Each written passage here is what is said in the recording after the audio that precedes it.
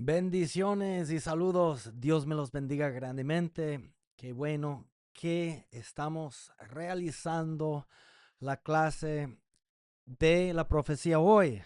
Muy importante. Estamos hablando sobre los dones espirituales. Algunos dicen las manifestaciones del Espíritu Santo. Hay 9 dones. Ya hemos hablado, calculo yo, no sé, 5 quizás, pero hoy nos toca lo que sería la profecía. Ahora, cuando empezamos, creo que fue la primera manifestación que estudiamos, hablamos sobre la palabra de sabiduría y de hecho, la palabra de sabiduría y la profecía son muy parecidos, pero con una diferencia, ¿ok? Entonces vamos a empezar aquí em, hoy y aquí tengo este, lo primerito aquí. Me pongo aquí en la esquinita. Dice, la profecía en la Biblia, ¿ok? Definición en el griego. Una vez más, no puse el pasaje bíblico, pero lo busco aquí en la computadora rápidamente. Aquí en Primera de Corintios 12, comenzaremos aquí en el versículo 10. Dice, a otro el hacer milagros. Hablamos de eso hace 2 semanas. A otro profecía. Entonces, hoy hablaremos de la profecía. Entonces, hemos hablado sobre 1, 2, 3, 4, 5 y ya hoy el sexto don o manifestación, ¿cuál es? Profecía. Entonces aquí en el griego dice la palabra griega para profecía viene de 2 raíces. Pro implica delante de o antes. Femi implica hablar o declarar. Entonces, literalmente significa hablar delante, no necesariamente en el sentido de predecir el futuro, sino de hablar de parte de Dios, declarar lo que Él revela. En el contexto de 1 Corintios 12, incluye tanto la predicción como la proclamación. Revelar algo que solo Dios conoce, ya sea del futuro o del corazón humano. Ok, entonces hablamos aquí en el siguiente o la siguiente diapositiva la diferencia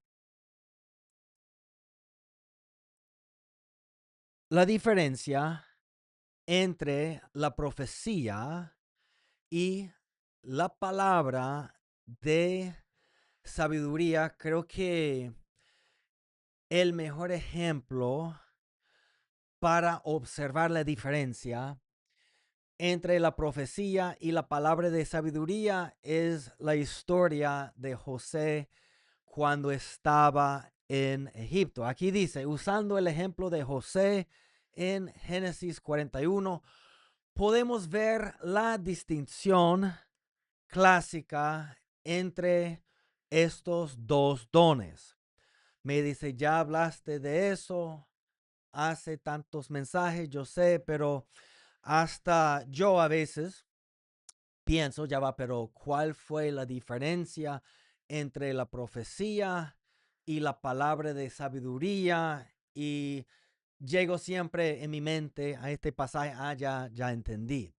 Okay. La profecía aquí dice lo que va a pasar, lo que está allá en el cuadro rojo dice profecía, lo que va a pasar.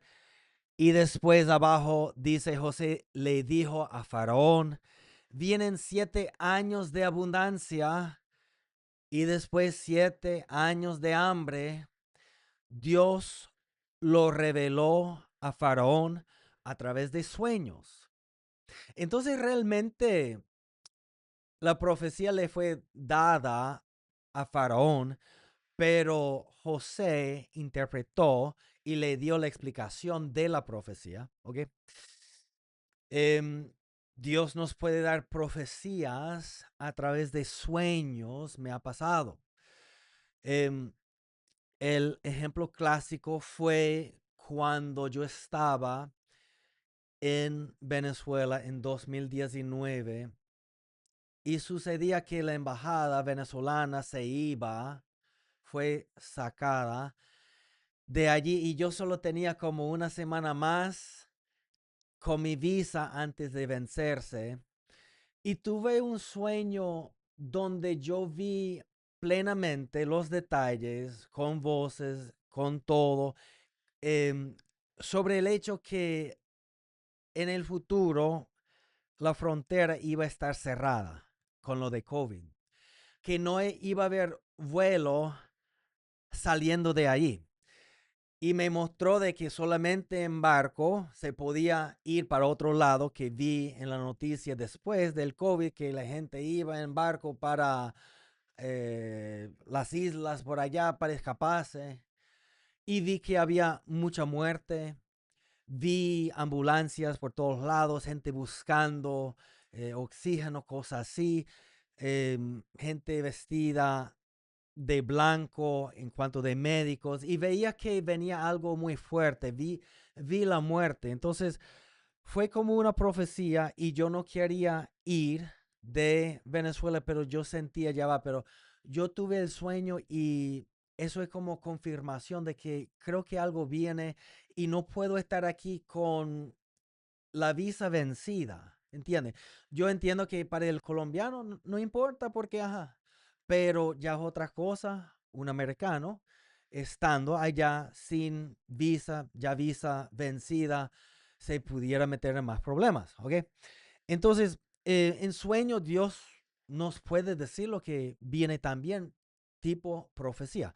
Pero volviendo a esto, dice, y a través de sueños, una realidad futura que ningún ser humano podía conocer por razón natural, José simplemente interpretó y declaró lo que Dios ya había determinado. Es la revelación del hecho. ¿Okay? Ahora, ¿cuál es la diferencia entre la profecía, lo que va a suceder, y la palabra de sabiduría? Es lo que dice aquí, lo que debes hacer. O sea, es decir que cuando Agabo, para los que saben del libro de Hechos, Agabo ató las manos del apóstol Pablo y le dijo, así te van a hacer los judíos cuando tú subas a Jerusalén. Pero no le dio una palabra de sabiduría de subir o no, solamente le dio una profecía de lo que iba a suceder. La palabra de sabiduría hubiera sido, pero igualito tiene que subir y cuando llegas allá tienes que estar firme. Eso hubiera sido la palabra de sabiduría, pero cuando el profeta Agabo le ató las manos y los pies de Pablo, solo le profetizó de lo que iba a suceder, mas no le dijo lo que debe hacer. Por eso no se constituía la profecía con palabra de sabiduría, porque solo fue la profecía. ¿Me entienden? Ok, entonces aquí vemos en la historia de José cuál fue la palabra de sabiduría. Sé que hace tantos mensajes hablamos de eso, pero igual es importante porque hay que repasar, porque es uno de esos asuntos que son muy parecidos y sin entender el detalle, cuál es lo que los hace diferenciar, uno no sabe. Entonces aquí dice, palabra de sabiduría, lo que debes hacer. Inmediatamente después José le dijo, aquí viene la palabra de sabiduría. Ahora busca un hombre prudente y sabio y ponlo sobre la tierra de Egipto, que recoja el quinto de la cosecha en los 7 años de abundancia. Guárdelo para los 7 años de hambre. No es una predicción nueva, es la aplicación divina de la revelación ya dada. Es Dios dando la estrategia, el plan, la solución. En resumen, la profecía abre la puerta del conocimiento divino y la palabra de sabiduría muestra cómo caminar por esa puerta. Entonces, aquí tengo 5 historias sobre profecías bíblicas. Quizás, no sé, quizás hay cientos de historias de profecías, quizás miles en la palabra, no lo sé, pero busqué 5 historias más sobresaliente o lo que yo veía que tenía mejores conceptos para explicar en cuanto de la profecía utilizando las historias que hay en la palabra de Dios. Entonces, vamos para lo de Noé. Qué historia pero tan interesante. Noé y el anuncio del diluvio. Dios le revela a Noé un evento sin precedentes en la historia humana, un diluvio que cubría toda la tierra. Noé no solo recibió la profecía con palabras, la vivió durante décadas construyendo el arca. La escritura lo llama pregonero de justicia, lo que significa que la construcción misma era un mensaje profético visible para todos. La profecía no siempre se predice desde un púlpito, a veces se vive delante de los ojos del mundo. O sea, uno que cree, por ejemplo, la profecía de que Cristo viene, comienza a vivir desde otra perspectiva. Cristo viene es una profecía, ¿verdad? Em, y la palabra de sabiduría es cómo vivir para que estés preparado para cuando Cristo viene. Entonces, Noé de la misma forma no solo profetizaba de que, bueno, viene un diluvio, sino que él mostraba por sus hechos que él creía que algo que era imposible, que iba a suceder cuando se preparó haciendo el arca. De hecho, hoy en día se puede hasta ver el arca y la profecía en el monte Ararat, creo que se dice. Ya ahorita veremos algunas fotos. El concepto que puse aquí es la profecía no solo se habla, obviamente, también se puede vivir. Si tú crees, ¿sabe que lo que sucedió con Noé, según Jesús en Mateo 24, es como una réplica parecida de lo que va a suceder en su venida?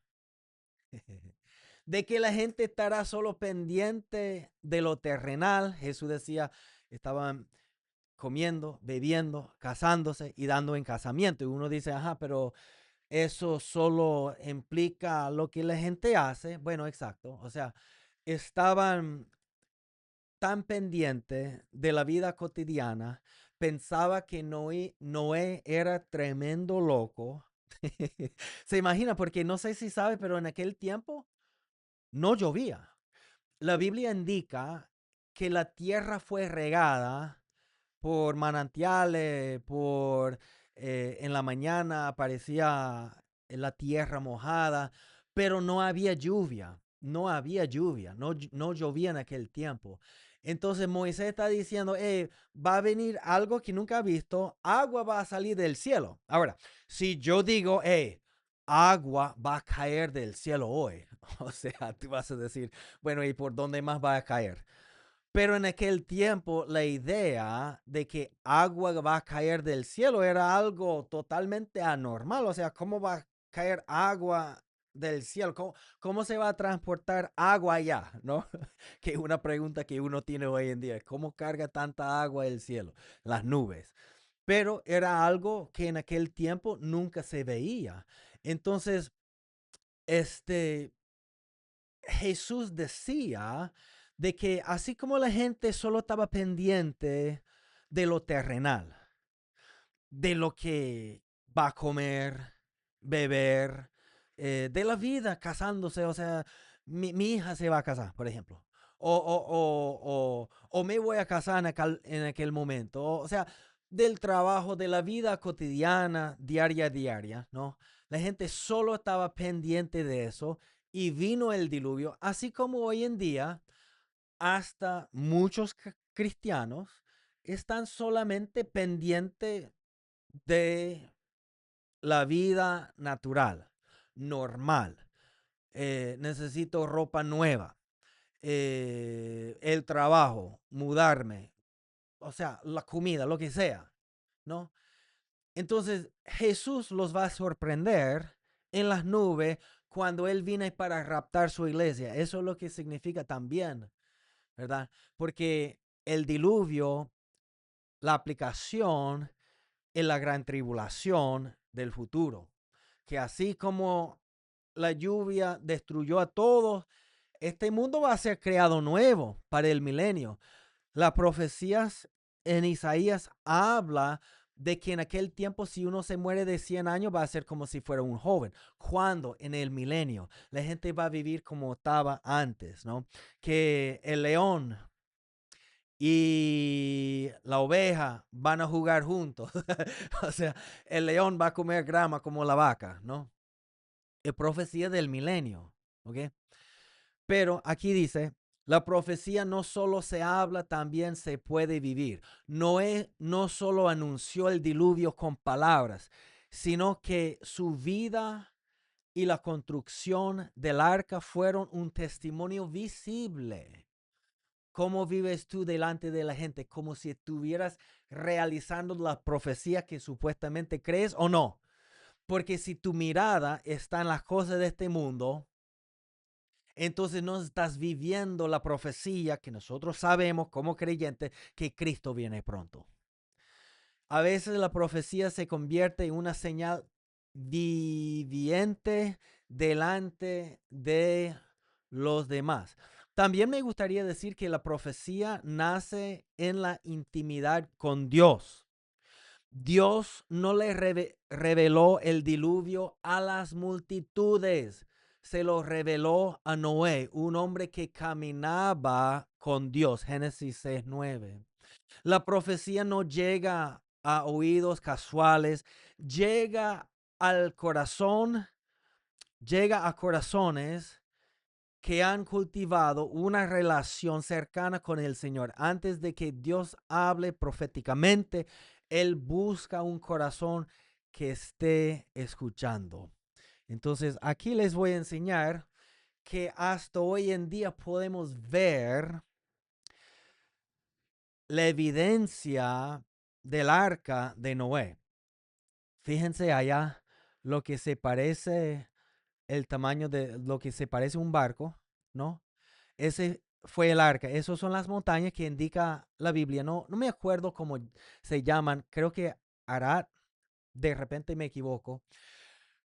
Pero ellos han sacado eh, como si fuera rayo X. No sé si es rayo X, pero una máquina que puede traspasar la tierra y ver lo que está abajo. Y ahí hay puros cuartos de madera y cosas así que no permiten que la gente se meta con eso. Pero por miles y miles de años, desde aquel tiempo en adelante, esto ha sido conocido como el Arca de Noé. De hecho, el nombre antiguo de este lugar tiene que ver con el Arca de Noé. Es algo impresionante. Eso tiene, cuando lo estudian, es de hecho de madera, tiene asfalto, lo que usaban antes. es la medida del arca de Noé, ¿ok? Todo es igual, pues. Y han encontrado muchas cosas interesantes, como por ejemplo el Señor no me da para enseñarle que está en la esquina izquierda allá. La Biblia habla, bueno, ellos colocaban, han encontrado 8 de esas piedras con huecos allá arriba. Y el punto del arca no fue de viajar como uno hace con un crucero, fue para mantenerse a donde sea, pero quieto donde estaba.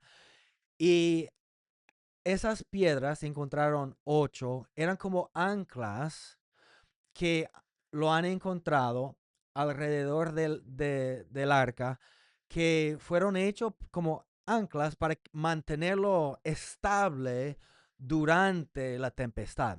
O sea, son cosas interesantes que hasta hoy en día esa profecía nos habla a través de la evidencia de lo que los estudios, hasta ateos, han estudiado, y muchos llegan a la idea de que sí, eso fue el arca. No creemos en la historia, pero ahí está. Ok. Seguimos con las profecías. Em, Aquí dice sobre Daniel. Aquí dice, Daniel profetiza el año exacto de la muerte de Cristo Jesús. Yo saqué un mensaje de eso hace poco porque estaba leyendo el libro de Daniel y decía que en Daniel 9, 24 al 26 dice que en tal tiempo ellos van a quitar la vida del Mesías. Y yo decía, ya va, más no por él, sino por el pueblo. O sea, más no por su pecado, sino del pueblo. Y yo decía, ya va, cuando habla del Mesías, que le van a quitar su vida, y daba el tiempo para empezar a contar, y te decían 70 por 7, lo indicaban aquí como semanas, pero realmente no implica semanas de día, solo se implica 70 por 7, ¿ok? Y puede significar años, semanas, días, lo que sea, ¿verdad? Pero fue muy interesante. Voy a buscarlo. No lo voy a buscarlo. Lo busquen ustedes después. Ahí lo que dice Daniel 9, 24 al 26. Y esta es una de las profecías más impresionantes porque Dios indica. Bueno, yo les voy a leer aquí lo que dice y ustedes se van a dar cuenta de lo que significa.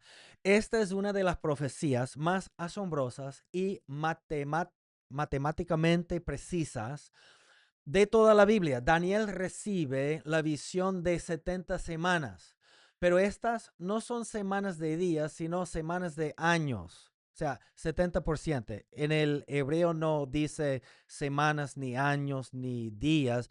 Implica 70% por 7 y puede poner lo que quieras ahí. Y si no sabes si es días, semanas o años, no entenderás la profecía. Eso fue la clave para que el diablo no supiera en el año exacto cuando iban a matar al Mesías, porque decía semanas y no decía años. Pero estas no son semanas de días, sino semanas de años. En el hebreo profético, cada semana representa 7 años. Dios le dice que desde el decreto para restaurar y edificar Jerusalén hasta el Mesías, príncipe, habría 7 semanas y 72 semanas, es decir, 69 semanas de años, lo que equivale a 483 años. El punto de partida fue el decreto de Artajerjes dado a Nehemías para reconstruir Jerusalén. O sea, en la profecía dice que cuando empieza a reconstruir a Jerusalén, va a haber 69 semanas, así pues, hasta el día cuando van a quitar la vida del Mesías. ¿Ok? Si se Nehemías para reconstruir a Jerusalén en el año 444 antes de Cristo. Si se suman 483 años a esa fecha, el cálculo llega directamente al año 33 después de Cristo. O sea, el año en que Cristo fue crucificado. Nada más y nada menos. Dios, casi 500 años antes, profetiza exactamente el año cuando van a crucificar al Mesías. Eso es una profecía impresionante, demasiadamente impresionante. Wow, increíble. Siglos antes de que Jesús naciera, Daniel ya había marcado en el calendario profético el año exacto de su muerte. No es coincidencia, es la firma matemática de Dios sobre la cruz. Ay, Dios mío. La profecía exalta a Cristo como el centro del plan de Dios. Todas estas revelaciones apuntan al Mesías, a su manifestación y a su muerte. La profecía bíblica tiene como centro principal la persona y la obra de Cristo. O sea, siempre una profecía va hoy en día a exaltar a Cristo. Nunca al ministerio de uno, ni de mi inteligencia, lo espiritual que soy yo. O sea, siempre una profecía real exaltará el dominio y la autoridad de Cristo y no de uno. No tiene que ver conmigo, tiene que ver con Dios. Dios es todo, yo no soy nada. ¿Okay? La profecía, eso sí es interesante. La profecía puede contener un lenguaje simbólico que requiere interpretación. ¿Por qué crucificaron a Jesús? Te pregunto. Porque muchas profecías apuntaban al milenio, donde Cristo iba a reinar. Ellos intentan hacer que Cristo sea rey, Jesús se esconde. Entonces ellos suponen no puede ser el Cristo porque las profecías que hemos visto dice que Cristo va a reinar. Más eso tiene que ver con el milenio. Fue algo con clave, con código que Dios no quiso que la gente ni el diablo supiera. Porque si el diablo se da cuenta que esa profecía nada más tiene que ver con el milenio, según la palabra de el diablo no va a crucificar a Cristo. Porque si él sabe que es el plan perfecto de Dios, él no lo va a hacer. Entonces la profecía no fue muy clara a propósito.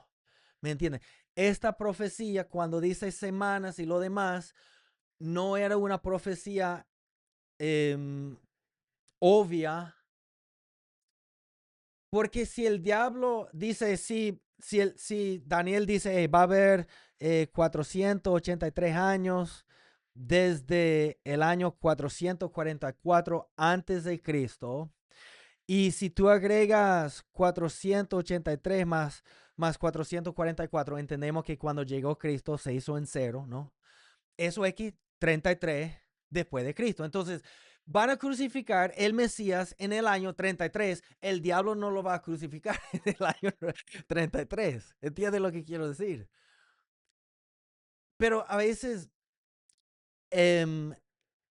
la profecía no se entiende todo en el momento. Cuando yo tuve la profecía de coronavirus, no entendía muchas cosas. Después que sucedió, después que yo vi que ya no hay vuelos, después que yo vi que ya no hay, no se puede cruzar la frontera, después que yo vi que había gente que quiso cruzar pero en barco, después que yo vi la muerte, después que yo vi que ya dejaron de volar para allá, después que yo vi todo, yo decía, eso fue exactamente en el sueño, pero no entendía todo el sueño, pero fue confirmación de que no debo estar allá porque ya se me va a vencer la visa y se llama COVID-19 porque fue creado, creo yo, a propósito, que sería otra cosa, en el año 2019 y fue suelto que el mundo lo conoció popularmente al principio de 2020. 20. Pero, o sea, hay cosas que no entendemos, pero es a propósito. Dios está anunciando lo que Él va a hacer para que la gente diga después, eso fue anunciado ya, pero con cifra o descifrado para que no sea algo obvio para el diablo. Porque después el diablo no hace la voluntad perfecta de Dios. Sin querer. Dice, Dios le habló a Daniel de semanas, pero no eran semanas de días, sino de años. La profecía bíblica frecuentemente usa un lenguaje simbólico y codificado. Codificado es lo que quise decir. Que no debe interpretarse de manera literal e inmediata. El Espíritu Santo es el maestro que abre el entendimiento para descifrar lo que Dios ha ocultado dentro del lenguaje profético. Si quieren, voy a leer ese pasaje bíblico momentáneamente para que lo oigan exactamente como está. Ahí Daniel 9, 24 al 26. Aquí dice, 70 semanas están determinadas sobre, sobre tu pueblo y sobre tu santa ciudad para terminar la prevaricación y poner fin al pecado. Jesús puso fin al pecado. ¿Cuándo? Cuando resucitó, Él pagó el precio del pecado. Y expiar la iniquidad. Eso es lo que pasó. Para traer la justicia perdurable y sellar la visión y la profecía y ungir al santo de los santos. Sabe pues y entiende que desde la salida de la orden para restaurar y edificar a Jerusalén, eso fue con Nehemías en 444 a.C.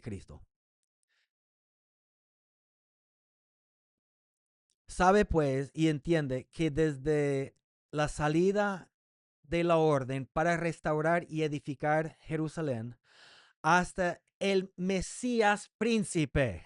¿Quién más es Mesías príncipe? Jesús. Habrá 7 semanas y 72 semanas. Se volverá a edificar la plaza y el muro en tiempos angustiosos. Y después de las 62 semanas se quitará la vida al Mesías, mas no por sí. O sea, no por su pecado Jesús murió, sino por nuestro pecado. ¿No? Y un pueblo de un príncipe que ha de venir destruirá la ciudad y el santuario. Eso fue en 70 después de Cristo.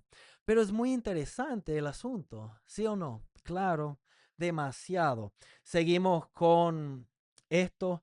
Esto me gusta mucho. Ahora, de repente no tenemos tiempo para hablar de todo eso, pero no importa. Hablaremos hasta que se pueda. Elías profetiza la sequía y la lluvia. Muy interesante. Elías se presentó delante del rey Acab y declaró con autoridad: vive Jehová, Dios de Israel, en cuya presencia estoy, que no habrá lluvia ni rocío en estos años, sino por mi palabra. Sin negociación, sin condición, sin duda, una palabra profética directa y contundente. No hubo. Y así fue. La sequía cayó sobre Israel por 3 años y medio. Pero aquí viene algo que muchos pasan por alto. El apóstol Santiago revela en el Nuevo Testamento que Elías oró fervientemente para que no lloviese y no llovió. Y luego oró otra vez y el cielo dio lluvia. Es decir, detrás de la profecía había oración. La declaración pública fue el resultado de una intercesión privada. Fue profetizado. Y ahora llego a ese punto y con esta historia culmino. Fue profetizado por Elías a través de Dios. Pero Elías igualito oraba muchísimo para que no lloviera todos los días y después para que lloviera. Cuando oraba para que llovía o para que lloviera, oraba 7 veces y supongo yo que la Biblia dice que cuando él oró para que no llovía, esos fueron todos los días que no llovió. Claro, eh, no estaba haciendo nada por el arroyo que era, menos que orando y esperando la comida de los cuervos. ¿Sí o no? Claro que sí. Es decir, detrás de la profecía había oración. La declaración pública fue el resultado de una intercesión privada. Elías no simplemente abrió la boca y habló. Primero dobló las rodillas y buscó el rostro de Dios. Wow. Aquí tengo 3 cosas. Aquí en la diapositiva solo tengo una sola cosa, pero tengo más aquí. Dice la profecía puede requerir perseverancia en la oración para manifestarse.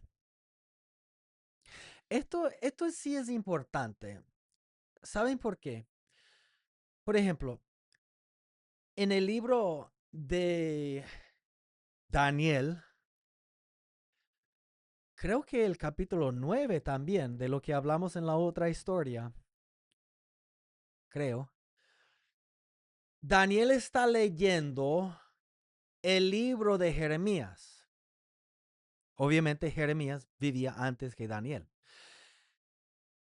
Daniel cuando está leyendo el libro de Jeremías, Daniel se da cuenta que la profecía de Jeremías fue 70 años que Israel iba a estar en Babilonia. Daniel entiende, ya pasó 68 años, entre 68 y 69. Daniel se da cuenta que ya ha pasado 68, 69 años porque Daniel desde niño fue llevado a Babilonia. Entonces ya Daniel tiene más de 70 años, tiene por lo menos 75, 78, lo que sea, por ahí. Y él comienza a contar y dice, ya va, pero Dios dice que después de los 70 años, Dios va a liberar a nosotros de Babilonia. Interesantemente, Daniel no colgó la hamaca, no colgó el chinchorro, no se acostó en la cama diciendo, bueno, si Dios lo profetizó, sucederá. Al contrario, Daniel toma ese versículo y se pone silicio, ceniza, hace ayuno, pide por el pecado del pueblo, diciendo tu palabra dice, pero yo creo que seremos liberados y en ese año fueron liberados. Muchas veces nosotros suponemos que si hay una profecía automáticamente sucede y no hay que orar. Pero lo que yo veo es lo opuesto. Si hay una profecía, tú tienes que contender y orar y buscar. Si te han dado una profecía o si tú mismo has recibido una profecía, eso no significa que ya te puedes acostar porque ya fue profetizado. No, tienes que empezar a orar para que esa profecía se pueda realizar. Muy importante el asunto. Aquí dice, Elías no oró una vez y vio la lluvia. Oró 7 veces. Cada vez mandó a su siervo a mirar hacia el mar. Y 7 veces la respuesta fue, no hay nada. La séptima vez apareció una pequeña nube del tamaño de la palma de una mano. La profecía estaba garantizada, pero la manifestación requirió perseverancia. No abandones la oración solo porque la profecía ya fue dada. Uh, otro concepto aquí. La profecía verdadera nace en la sala de oración,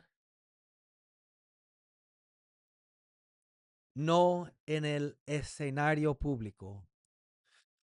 Nosotros pensamos en profecía y bueno, estaba delante de la multitud y Dios vino sobre mí y profetizó. Jesús le preguntaron, mira el templo tan hermoso que es. Empezó una profecía para aproximadamente 40 años después que no va a haber piedra sobre piedra. Todo eso va a ser derribado por completo. Y eso pasó 70 años o 40 años aproximadamente después que Jesús les va diciendo eso. Pero también en una profecía profética de la gran tribulación. Pero fíjense, eso no fue delante de la multitud. No, que Dios me... A veces la gente piensa que nada más se puede profetizar delante de una multitud. No. Jesús, por ejemplo, solo estaba en conversación con sus discípulos. Los discípulos dijeron, mira el templo impresionante, Jesús. Y Jesús profetizó una profecía que se cumplió y que se cumplirá, porque ya se cumplió. Pero a veces la profecía tiene doble cumplimiento y el doble cumplimiento estará en la gran tribulación. Pero solo fue una conversación normal, ¿entienden? La profecía verdadera nace en la sala de oración, no en el escenario público. También me gustaría decir algo antes de leer lo que puse aquí. Elías decía, en cuya presencia estoy, y profetizó de que no iba a llover. Si tú quieres una profecía, no solamente tienes que estar lleno del Espíritu de Dios, sino estar en su presencia. A veces queremos todo fácil, no queremos buscar, queremos que Dios todo lo haga y nosotros no queremos hacer nada. Eso no es así.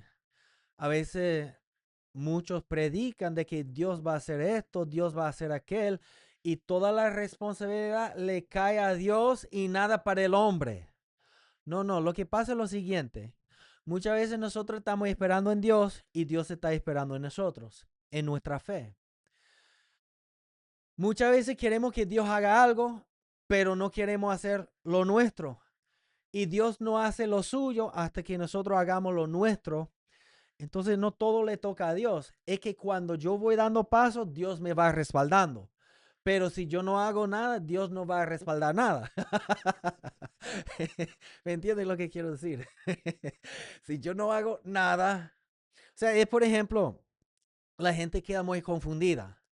Yo quiero que Dios me bendiga. Yo oro, yo ayuno. No, la Biblia dice que Dios va a multiplicar lo que le demos. Entonces, si yo necesito finanzas, tengo que sembrar finanzas. Y porque si yo multiplico 0 por 40,000,000,000, no sé si sabes de la matemática, pero es 0 igual, ¿no? Entonces a veces pensamos que con hacer algunas cosas, Dios me va a bendecir. Hacer lo que yo quiera, Dios me va a bendecir. No, no, no, no es así. Tú vas a cosechar lo que tú siembras. Y si yo necesito tiempo, tengo que sembrar tiempo. Si necesito finanzas, tengo que sembrar finanzas. Yo tengo que hacer algo. Cuando yo siembro, cuando yo doy el diezmo, ¿qué dice Dios? pruébame en eso. Y verán que yo voy a abrir las ventanas del cielo. En ningún otro sitio Dios dice, probadme. Es el único sitio. Más bien no debemos probarle a Dios. Pero si Dios nos dice en un instante de probarlo, es porque Él está diciendo, yo sé que eso no tiene sentido para ustedes, los humanos, pero yo soy el Dios que ha creado el universo. Entonces yo quiero que me den el diezmo, probadme en esto, a ver, y yo te voy a multiplicar eso. Pero a veces solo queremos que Dios haga algo sin nosotros no hacer nada. O sea, el Espíritu Santo confirmaba la palabra con señales. Confirmaba la palabra, pero ¿qué tal si ellos no hablan la palabra? No hay nada que confirmar. Entonces, el hombre tiene que hacer algo. Elías estaba lleno del Espíritu y estaba en la presencia de Dios y por eso él tuvo una profecía. De la misma forma, nosotros tenemos que buscar su presencia, ¿verdad? Ok, entonces aquí dice, lo que Elías declaró delante de Acab fue primero gestado en la presencia de Dios. Santiago revela que hubo oración intensa antes de que hubiera declaración profética. Y no solamente ahí, cuando él oraba fuertemente para que no lloviera, eso implica que todos esos años que no llovía, ¿qué es lo que tú piensas que él estaba haciendo? Bueno, según la profecía según Santiago, él oraba mucho para que no lloviera y oraba para que llovía. O sea, entonces cuando él no está haciendo nada en el arroyo Keri, estaba haciendo algo, estaba orando. Cuando no sabes qué hacer, sabes que debes hacer y eso es orar. Porque humanamente a veces no hay nada que se pueda hacer más que orar, pero lo que pasa es que la oración es lo más potente, lo más fuerte, lo más importante, lo más poderoso que el creyente puede hacer. ¿Sí o no? El mundo ve la proclamación, Dios ve la intercesión que la precedió. Todo profeta verdadero es primero un intercesor secreto. Todo profeta verdadero es primero un intercesor secreto. Todo profeta verdadero es primero un intercesor secreto. Dios mío. Bueno, necesitamos conocer a Dios. ¿Por qué Moisés era profeta? ¿Por qué la Biblia habla? ¿Por qué él pudo interceder a Dios? Porque era su amigo. Dice la Biblia que era su amigo. Bueno, Abraham también. Pero Dios hablaba con Moisés, con Abraham. Cuando Abraham decía, vas a matar todo el pueblo si hay tantos, es que él tenía una amistad con Dios, porque pasaba tiempo con Dios. Y así él pudo interceder con Dios. Primeramente, tenemos que ser amigos de Dios, íntimos. Y la forma que yo puedo ser un amigo de Dios es la intercesión. Y después en la intercesión, después de ahí, tú verás el mover profético, avanzar, incrementar, quise decir, mucho más que antes. ¿Habrá profeta que no intercede? No sé, nunca lo he pensado, pero creo que no. Creo que no. Tener último punto para culminar. Como dije, ya tenía dos historias más, pero aquí estamos bien porque la idea no es sobresaturarlos, sino de llenarlos, llenarlos con lo suficiente conocimiento. Número 3, tener una profecía no elimina la responsabilidad de orar. Eso es lo que yo quise decir desde que comencé.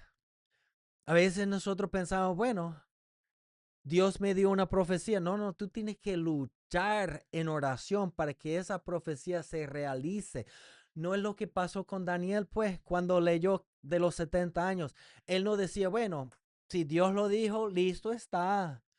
Aquí me cuelgo la hamaca y me quedo quieto. No, él oraba, ayunaba, se puso ceniza. Yo no sé por qué hacían eso antes, ¿no? Silicio, se rasgaba sus vestidos como hacían. O sea, es decir que no solo decía, bueno, si Dios lo decía, bueno, va a suceder, no tengo que hacer nada. No tienes que hacer nada físicamente para que se cumpla, pero sí tienes que procesar esa profecía en oración. Tener una profecía no elimina la responsabilidad de orar. Este es quizás el concepto más poderoso de la historia. Dios ya había dicho que no iba a llover, pero Elías oró de todas formas. Y no fue por si acaso, fue porque esto es lo que me toca hacer en este momento. ¿Sí entienden? Y cuando llegó el momento de que lloviera, Elías no simplemente esperó sentado, acostado, en el chinchorro, en la hamaca, en la cama, viendo redes sociales. Yo sé que no tenía redes sociales, pero si fuera hoy en día, es que el problema de hoy en día, yo no estoy en contra de las redes sociales, no me malentiendan. Pero siento, y por eso a veces lo he dicho mucho, se gasta tanto, una barbaridad de tiempo en tonterías, viendo, no puedo decir esa palabra, para mí no es mala, pero dicen que fuerte en español, viendo tonterías que no edifica. Entonces, o sea, se imagina cómo estaríamos nosotros, espiritualmente hablando, si reemplazaríamos las redes sociales con oración y la lectura de la palabra. Dios mío, santo de la gloria, todos seríamos apóstoles, profetas, evangelistas, pastores y maestros. No, mentira, solamente algunos, pero todos seríamos capaces de cumplir nuestro ministerio, porque a pesar de no ser uno de los 5 ministerios, no implica que uno no tenga futuro o destino o propósito o ministerio. Sí tienes. Pero a veces los espinos o las espinas ahoga, el monte ahoga el llamado de Dios para nuestras vidas. Y en vez de invertir nuestro tiempo en el evangelio, en la oración, en la búsqueda, invertimos todo el tiempo en tonterías. Y después no sabemos, ¿no? Estamos como que confundidos. Yo no sé por qué Dios no se mueve. Es un misterio, no entendemos. O sea, hay gente que no pasa nada de tiempo con Dios. Y después es un misterio. Dios mío, yo no sé por qué no soy espiritual. Verdaderamente debe ser un misterio muy grande. Perdón, dice, este quizás es el concepto más poderoso de la historia. Dios ya había dicho que no iba a llover, pero Elías oró de todas formas. Y cuando llegó el momento de que lloviera, Elías no simplemente esperó sentado, subió al monte Carmelo, puso su rostro entre sus rodillas y oró 7 veces. La profecía no reemplaza la oración. La profecía no reemplaza la oración. La profecía te dice que orar. Bendiciones para todos. Fue una bendición para mí compartir la palabra de Dios con ustedes. Saludos. Los quiero mucho. Hasta el próximo mensaje. Los quiero mucho. Dios tiene un plan grandísimo para sus vidas. Chao.